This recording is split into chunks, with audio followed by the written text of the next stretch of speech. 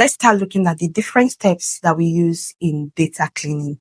The first one is removing of duplicates. Duplicates are simply repeated records in a data set. Oh, let me start by saying that in every data set, we have columns and rows, fields and records. Don't be frightened. Records is also rows, fields is also columns. Why do we remove duplicates? Because they can inflate numbers and give us false insight. Is it necessary to remove duplicates? Yes, we should, but with caution, because sometimes these duplicates are necessary or intentional. This is where your question asking begins. You need to find out why some records are duplicated, because sometimes they are serving a purpose. For instance, in a sales data set, two people might have the same records. If you do not, for instance, check the customer ID, you are going to mistakenly delete that record as a duplicate. And that's because everything might look the same, but looking at the primary key or simply asking questions will tell you the real story.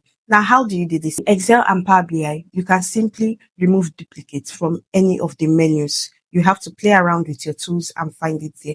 But in SQL, I know that distinct is a fine way of removing duplicates. Another step to data cleaning is handling missing values. And you're going to see this a lot. This is a staple and a given in most cases. Missing value are blanks or incomplete records, and blanks can affect our calculation and reports. Now, is it necessary?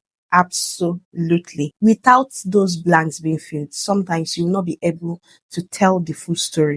In Power Query, you can find and replace, and in SQL, you can use coalesce or ignore. Now, I must warn, just like in removing duplicates, you must be sure that that space is not blank for a reason. Let's say in a logistics data set now, some spaces are blank because the shipment has not been completed or customer has not received their order.